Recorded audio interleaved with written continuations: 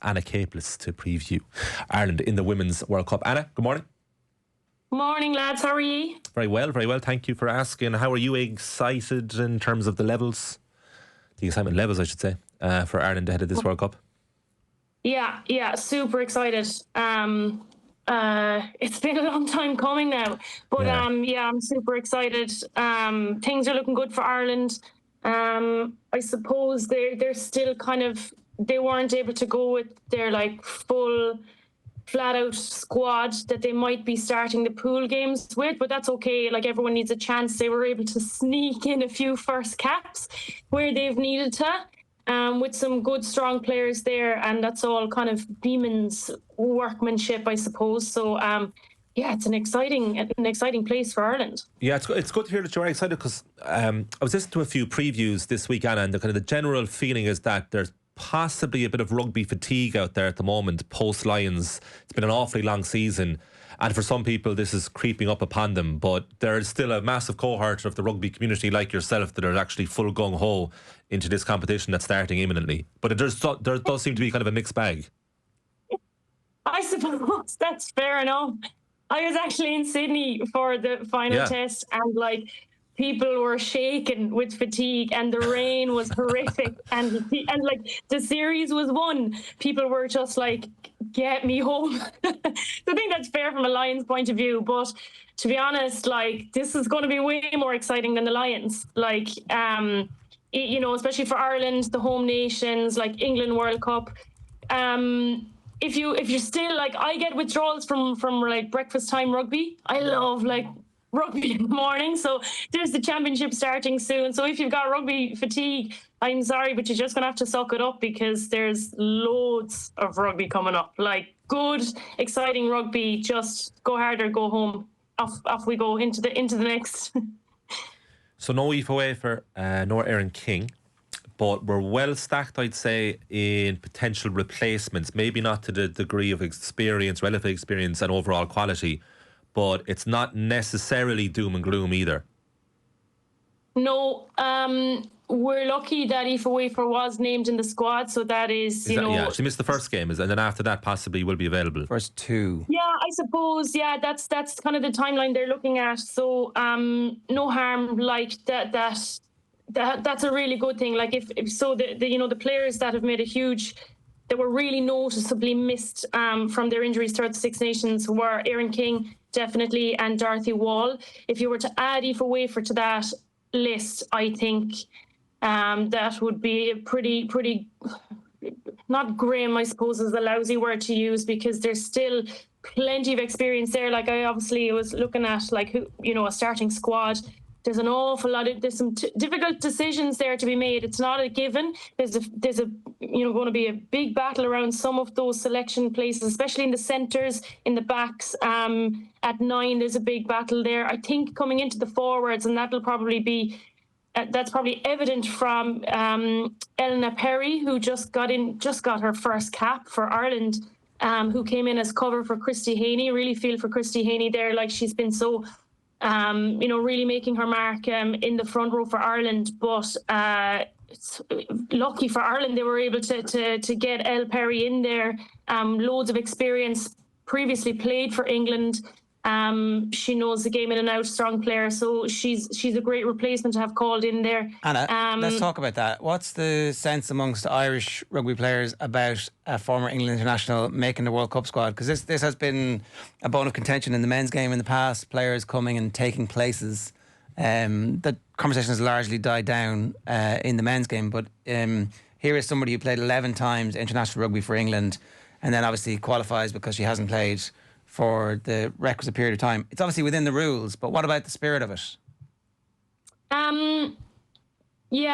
It can be a funny one, but she plays club rugby in Gloucester Hartbury, so she knows a few of the girls. That's really helpful. Niamh Jones and Sam Monaghan are there in Gloucester Hartbury, so they know her. They're able to say, look, we know this girl, we play with her. They can tell, the squad about her. That really helps the situation when someone's coming into a squad like that. You're right, within the rules, but England's a funny place. I played in England for a long time, and I used to go to Irish exile camps. It can be very easy, I suppose, a very privileged position of us to be like, you know, when you've only got an Irish background, there's no debate. There's no, like, you know, for me, there was never any other option for me than to play for Ireland. So it's so downright the jersey that I'm going to wear. But when you've got, you know, different maternal grandparents, parents, Nancy McGillivray is another example of this. And like, you've grown up with an Irish sense in your house. You might even have like Welsh background, Scottish background. And I know from playing in those exile camps, because I played for the Irish Exiles when I lived in the UK, it's a lot of girls that have different backgrounds. So it you know, she's always had an Irish sense in her, and that just is coming out now. She's probably, you know, always felt a little bit Irish as well. So I know she's played for England, but that's where her pathway led her. The fact that we have Scott Bemand, a former English coach, you know, working with the squad now, he's able to pick up those players. So we really need that front row. I think the production line in Ireland at the moment is really focused on the young players, and the next in line are just a little bit too raw to be brought to this World Cup. So the fact that he's been able to fill that gap, I don't think there's a huge sense of her having taken someone's place when the next in line is a very young, you know, is a very young cohort coming through, which is great for the future. But for now, I think that that's a really, you know, it's been a great find for Ireland that there's such strong cover coming in there. All right, Dara, you were going to talk. Yeah, Anna, you mentioned Nancy McGillivray.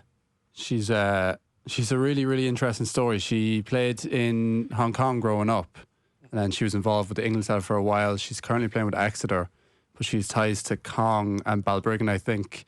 There's a lot of excitement around her, though, even though she's such an unknown product. Do you see her getting into that centre midfield area? Because even in the last Six Nations, we saw how competitive it was between the three that are already there. Yeah, absolutely. And the fact that, yeah, I agree. There's huge excitement around her because she's very unknown, but her pathway, like somewhere like Hong Kong, and again, kind of going back to this, you know, change up in nationality, like she certainly felt, and she has said this, like really Irish growing up. Her dad is Irish, and she has, you know, she has that connection to Ireland. She came to Exeter to play and was in the, she said she has an English passport, so she was in the pathway to play for England. So the fact that England picked her up and we're developing her to play for England says a lot. She'll be very aware of that environment. She knows those English girls, so there'll be no fear there for her in terms of, you know, the England big dogs. Like, she knows how that rolls. And then for her to have chosen Ireland, and again, I presume this came from Scott Bamand's connection. You know, she's someone that feels really Irish. But like those expat cities like Hong Kong, rugby's a huge part of the expat culture there. And like, you start playing rugby really young, mixed boys and girls. Like, so she's a lot of rugby experience behind her, and she probably had more opportunity to play from an even younger age than some of the Irish girls in the squad. So she's a really interesting prospect. And the fact that she's come in as centre, where exactly you're right, that battle, like, you know, there's three starting centres there really, you know, for only 2 spots, and then to add her into the mix, I suppose, given the fact that she's really, really new into the squad, makes her, she wouldn't be fighting for a starting place just yet, but she has now the chance to maybe get a run around and put her name up for that as well. And I think that, you know, with all her experience and how good she's gone at Exeter, and even after her injury going straight back into that English training squad, I think it's a really exciting prospect again for Ireland. I believe you've picked the starting 15 for the first test. Do you want to go through it there? Yeah. Okay. So front row, Niamh O'Dowd, Niamh Jones, Linda and Jungang. Solid. They've been putting their names on those jerseys for a while. Really good front row. Huge experience there with Linda and Niamh Jones. And like, Niamh O'Dowd's been so impressive. She's impressed me so much. Maybe she's impressed me the most out of everyone, because she's this like quiet front row who just is shooting out of the line all the time. Yeah. And putting massive pressure on opposing attack, and the girls kind of cover for her. So she's given that license. I've never really seen that with a front row player before, so I'm super excited to see her in action again. Second row, Sam Monaghan, finally getting Sam back in there. Like she's been really missed, and even like the few carries she made, she's going to be hungry as hell. Not just as a leader, but as a player as well. And Ruth Campbell is the other second row I've gone with there, who's been like really gathering momentum. Young player that came in, not a bother on her, like great line out option, hugely feisty for a young player. So I think that's a really good second row pairing. Adele McMahon in at 6. To have Sam and Adele back on the pitch together, the co-captains that Scott Bemand originally chose, is massive. And I think hopefully, because Adele missed the 2 warm-up games, I think she's going to be right. I think they just didn't risk it, and there's no bother to her there. She doesn't need the kind of those prep games to get into the mindset. She'll be firing. I've gone with Grace Moore at 7. Brilliant warm-up series, and Brittany Hogan at 8, solid 8 carrying, like will do all the work all day. And then, you know, on the bench outside that, we've got Wafer, who's due to come back in. And I could probably swap her in with Hogan and leave the 6 and 7 as they are. And then you've got someone like Brittany Hogan ready to come in and impact the game. Claire Bowles is also there covering back row. And the young Kira Patty, who's like, again, really new, but obviously has like impressed massively to be able to get a World Cup back row jersey. So yeah, really strong starting pack, loads of experience there. Number 9, Emily Lane and Avian Riley have been like battling it out. There's a wonderful battle there going on between the 9s. I've gone with Emily Lane. I feel like maybe against Canada, the ball wasn't being presented quick enough, or so maybe that's why I felt like the ball was coming out a little bit slow at ruck time. But I think either of those players are fantastic and like interchangeable, and both of them work as well as each other with Dan O'Brien, who is definitely the starting 10. Does Molly Scuffle-McCabe get a game, do you think? She like, I was actually thinking about this between kind of the wingers, where there's again another battle, which I'll come to in a second, and then the 9s. So Molly Scuffle-McCabe can cover both. It's kind of your utility back. So to have her as a covering 9 as well, and she's also interchangeable with those 2 girls, but I think they'll use her as a bench player to have more cover. But I would swap Molly Scuffle-McCabe in there, no bother, seamlessly. She's a wonderful player. So to have someone like her on the bench is really useful as well. You have Nicole Fowley, who's naturally has come to be the second choice to Dan O'Brien. Again, like to have someone like Nicole ready to kind of come in and change the game. Obviously, Dana is that kicking option that Ireland are becoming known for now. I think against Canada, it was interesting to see the kicking options weren't really working, and they were able to adapt kind of from half time onwards. If Dana's obviously learning so much about the game, like through her experience, would be able to read the game and adapt on the go. Was reading from the backs coach, Gareth Steenson, that he's been really impressed with how her communication is growing, and that's a really important element, obviously, for a young player like Dana to be able to have the confidence to boss the girls around, because when the kicking option isn't on, because this is what Ireland is going to be known for now coming into this World Cup. If you have teams have done really good homework and they're defending that kicking option, is she able to be like, right, it's not working, bang, we're going to feed the forwards off 9, forwards off 10, because if they are putting players in the backfield to cover those kicks, and there's going to be space up front. So let's see how Dana can control that and not just rely on her kicking option. But she's a phenomenal kicker. Like, to have that option so young coming in for Ireland is amazing. The winners. So you've no doubt about Dana at 10. Do you think we're slightly light on 10s, because we only have 2, Foley and Dana? Now we do have Enya Breen, who can obviously cover 10, but someone like Kate Flannery, who's been in with the camp for the last couple of seasons, hasn't got picked, although she would be a new cap, so it would be throwing her in the deep end massively. But do you think we're slightly light? Like, because obviously Dana impressed in the Six Nations, but if we were unfortunate enough to get an injury for Dana, like, we'd be left pretty stuck. Yeah. Enya and Nicole are really good cover options there. I'd have no problem putting Enya in there. I think she obviously plays a very different kind of game, but I think you're right in terms of the kicking option. Someone like Kate Flannery, I think if she was given the reins, would really grow into a role like that. She already has with Club and with UL Bows and with Munster. Yeah, I spoke about this the other day, actually. Like, there's still some very good players that haven't made it to the World Cup. And Kate Flannery is definitely one of them. I presume she's still kind of waiting for her time to come, because I think she's a fabulous player, and I think that's a fair point you make. Like, she kind of seems the next natural 10 to take that spot, and yet she's going to be left outside the squad. So, you know, that's what they've gone with. They obviously trust that, even if they're, you know, touch wood, that there's any kind of issues with Dana, and it's a World Cup, there has to be changes. You know, it's very attritional. It doesn't matter who you're playing, because everyone it's do or die for every team. Every game is so attritional. There will be injuries.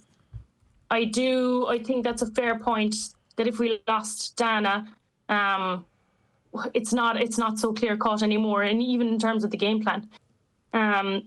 So I think that's a really fair point, but we'll light a few candles that we keep Dana fit. Going to the wingers again, between 11 and 14, I've put Emily Costigan at 11 and Bevan Parsons at 14. With McGann, again, very easily. Anna McGann's been so great. She's been like a wonderful finisher. I think that's one thing that Ireland have been kind of like looking for, just a finisher, strong finisher. And Anna McGann really like took that, especially in the absence of Bevan. She really took that role on. So to have, if you're going with Costigan and Parsons, to have someone like McGann ready to come in is great for Ireland. The centres have gone with Dalton and Higgins, which is crazy, because then you're leaving Enya on the bench. And yeah, again, I suppose Enya can be there as your 10 cover as well. But I just think Dalton and Higgins, like, you can't go without them. I've just been so impressed with Eva Dalton, so young. From the word go, she was just playing like lightning. And Eve Higgins can spot anything. And even if she can't spot it, she'll create it. So I'm so excited for the two of them. And I got on Stacey Flood at 15. Solid, wonderful communicator, wonderful leader. Not a bother on her. She could make she'd be likely to make a mistake, maybe mistouch or kick something straight out, and she'll kind of put the head down for a second, have a word with herself, and she's back like no problem, which is a really good trait that you need to see in a full back. So again, like, leaving really competent players on the bench there, which is a really good thing for Ireland, and something that Ireland have missed before. So coming into this World Cup, like the likes of, you know, Enya, Scuffle McCabe, Aveen Riley, Fiona Chute as well, we didn't mention in the forwards, Siobhan McCarthy, like there's Cleena Maloney MacDonald, who, you know, they're all still players that have missed out on selection, who could at any stage go into any starting team and do the job. So I think there's great. It's very exciting. We're in a group with Spain, Japan and New Zealand. Is there any danger that we lose to Spain or Japan? Always. It's a World Cup. Like, Japan can always be this kind of silent assassin. Like, they nearly beat us in 2017, you know, like they're really tough. They have the same coach now for the last few years, and since the last campaign, Leslie McKenzie. She was actually, interestingly, the only female head coach at the last World Cup, who now has Simon Middleton, former England coach, on their coaching staff as well, working with her and working with the team. So they'll certainly be on the ball. They're not going to be lying down, and they want that second place. Same with Spain. Spain always feel kind of hard done by in women's rugby because they used to be part of the Six Nations until they were like turfed out to let Italy in, so that the women's competition could emulate the men's. So they always feel really hard done by. They believe that they belong in the top tier of women's rugby. They've got a good domestic competition. They have a lot of their top players playing in the Premiership. Is there a danger that we'd lose to them? Not if Ireland are at their best. And I think that the players have done enough and the management have done enough to have Ireland coming in with cool heads, a good game plan, and good kind of front foot, like forward playing game that they can kind of put the foot down and get 2 wins for those first 2 games. Is there a danger that you'd lose? Always. It's a World Cup. Like if you go in shaky, if you start to lose your head, then yeah, either Japan or Spain could pounce. But if it's Ireland at their best, they should be winning those 2, and they'll be aiming for that New Zealand game in the third round as well. How significant, Anna, is the order of those games in Pool C? So it's New Zealand last, like you said, Spain second, and then it starts on Sunday week, 24th of August. You almost get your morning kickoff. Actually, it's midday against Japan. Is that the best order that we can hope for? Japan, Spain, then New Zealand. Yeah, I think it's a good. Running order for Ireland. Aiming into that third game, you know, the reality is that if you do get second place, you're probably playing against France in a quarterfinal. That's a very tough matchup. Yeah, it looks like it. That's Pool D: France, Italy, South Africa, and Brazil. Yeah. Yeah. Now, to look at that pool, France have lost to Italy a number of times in the last few seasons. I think they're the only team in the Six Nations cohort that scares France. So you kind of never know. But I do think France, they won't scoff that. I think they'll finish top. And if Ireland comes second, they're playing France, and then that's a huge battle. I feel like France aren't afraid of Ireland at all, really. So the reality is you want to try and repeat what they were able to do in WXV1, which was beat the Black Ferns. Now, the Black Ferns always turn up to a World Cup a different machine to what they were in the interim. So it's going to be a very different task to WXV1, but Ireland will definitely believe that they can beat them. Why not? They beat them already. It's the same players. It wasn't that long ago. I guess Aoife Wafer not being fully fit is the reason. Like, we wouldn't have beaten them without her, and her being even in any way doubtful for that, as opposed to being match fit for it. Like, you know, that is like the pall that hangs over our. It's like going into the World Cup without Roy Keane in 2002. Suddenly everybody's like, oh, Jesus. Yeah. Yeah. And then if Roy Keane came back, would it have been any different? Yes. Yes. Yeah. We would have won it. So you're right. Like, Aoife Wafer was the spark in that game. So if you're picturing it this way, Ireland have 2 opening wins and have played really well, and they're coming into a third pool game. Maybe there's a couple of injuries here and there, so maybe the squad will have changed ever so slightly, but you're going in with your strongest squad now with Aoife Wafer. That they talk about that. That's their green wave. I'm sure you've heard them talk about this. This is their kind of mentality, their imagery that they're using. And they're kind of forgetting that underdog status because, you know, again, same with New Zealand. I mean, the running order will be, you know, similar for New Zealand as well. They'll have 2 kind of, not easy, I shouldn't use that word, but they will be expecting 2 wins in those 2 opening games as well. All bets are off. And if you look back at 2014, like I'm sure the girls will have taken inspiration from that. Like, that was a World Cup.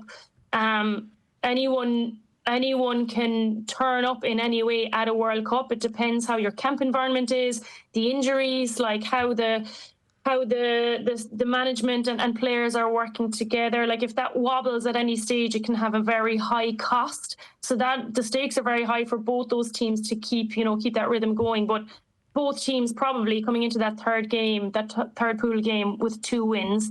And now Ireland are getting their, the extra special player back. So who knows? Who knows? Like Ireland will certainly believe that they can win it. That's what they're aiming for, to win and finish top of the pool. And then you'll have a much easier quarter-final. So that's what they're aiming for sure. So you have our World Breakthrough Player of the Year is out. Aoife Wafer, our star player, is out for at least a couple of games. Dorothy Wall, another one of our standout players, is gone. Who do you expect to be the standout player for Ireland of the tournament? If I'm to put you on the spot there, ask you for one. Am I allowed to say Wafer? I'll ask you for someone other than Aoife Wafer. I know, yeah, no, of course. Sam Monaghan. She'll just be carrying the ball all day, making ground. I think she'll just be, really good. Or Dan O'Brien. Okay. Yeah, I'll say those two, because I'm looking at the rest of the names. I'm looking at Eve Higgins here as well, who has the potential to do that, to change games, to light it up. I think Sam Monaghan's going to get through mountains and mountains of work, and then Dan O'Brien could be the one, like something like a 50-22, like that can just change the momentum of a game. And she's so cool and collected. I think that's my eyes will be on her for sure. And before we let you go, how's life, which is usually a conversation starter, but I know you were speaking with Owen recently about moving back home from France. How are you settling in now, even since that conversation with Owen? I know you were in Australia and you came back as well.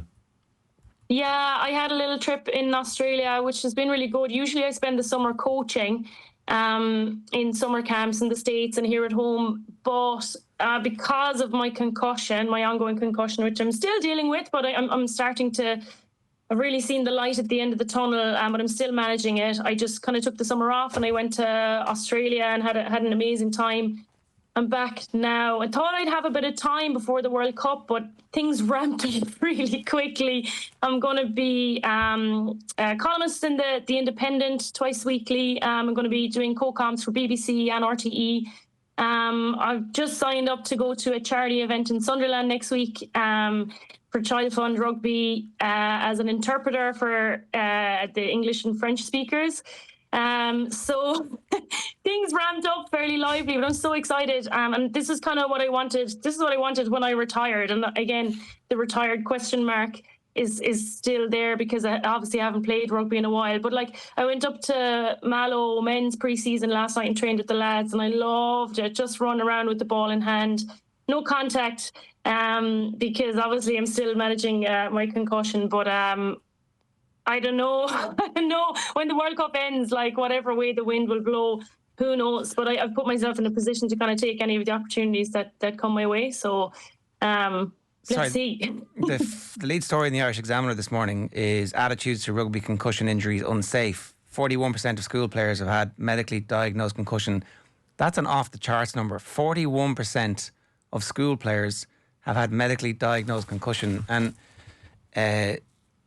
the symptoms are long-lasting and life-changing, particularly for teenagers. I happen to know this personally. We're going through it at the moment. And it's just horrific. The sport has a problem with this, doesn't it? It does. And I thought the incidents in the Lions where Gary Ringrose ruled himself out needs to be really spoken about and really celebrated, like it was. To be fair, I think he got a lot of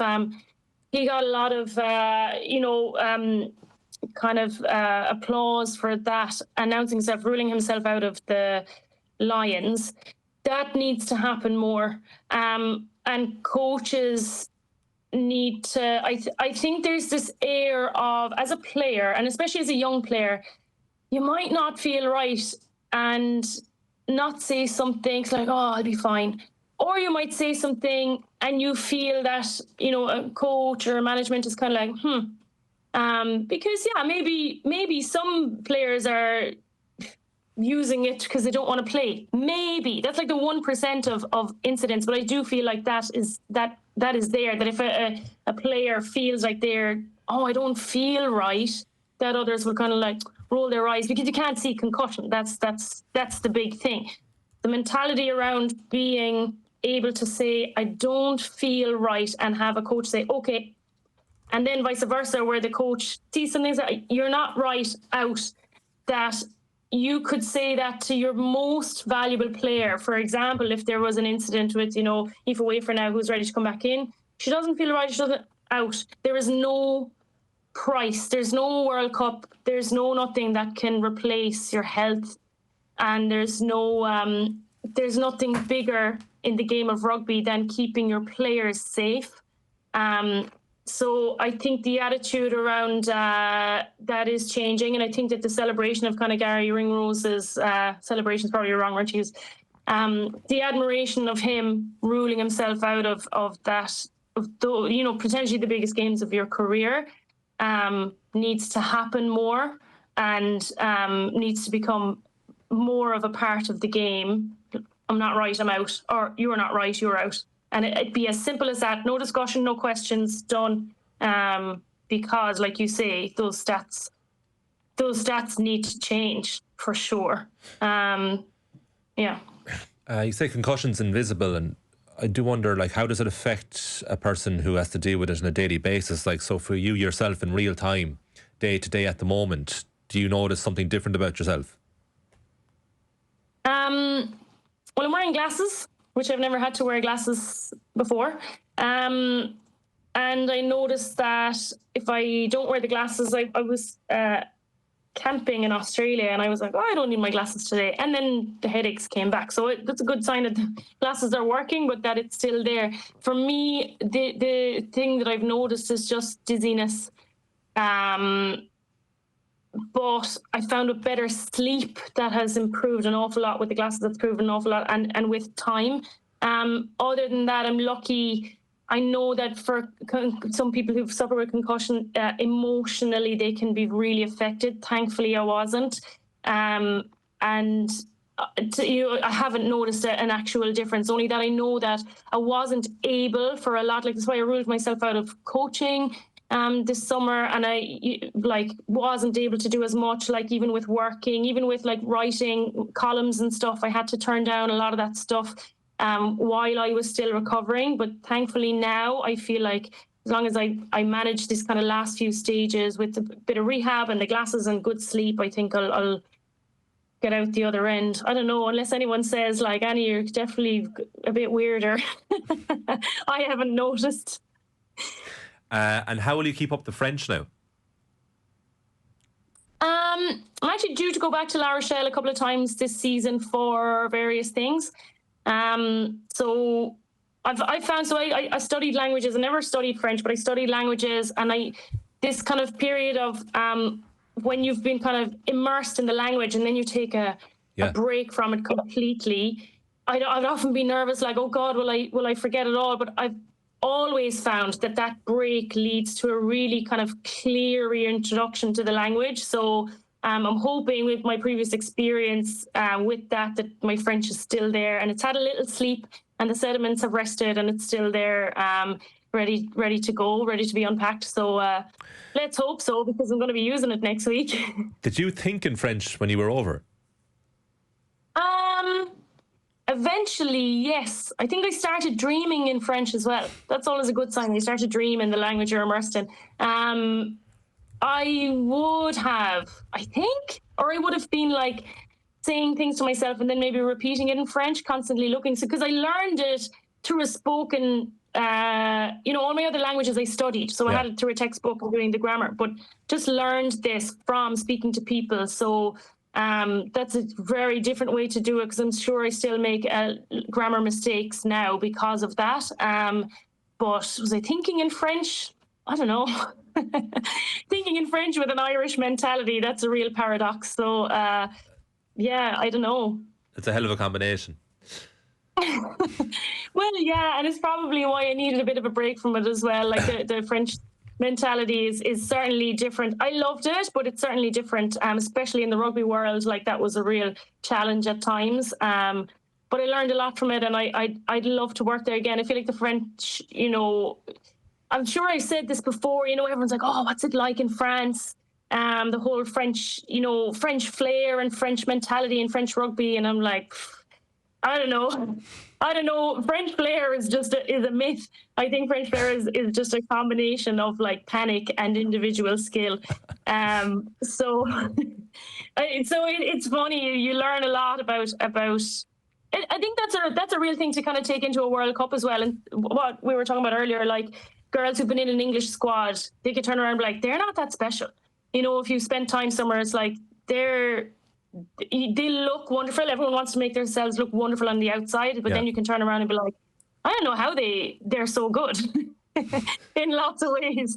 And not just talking about France there, but in general, when you get an insight, you see the problems as well, or the challenges that they deal with. So it's interesting for sure. Yeah, it's funny you say that. Stewie Burns is something similar to start to the show. It's a bit of a theme of this morning's programme. Listen, it all starts Sunday week, 24th of August, 12 noon kick-off, Ireland against Japan at the Rugby World Cup. Anna Caplice, thanks a million for this morning. Thanks, lad.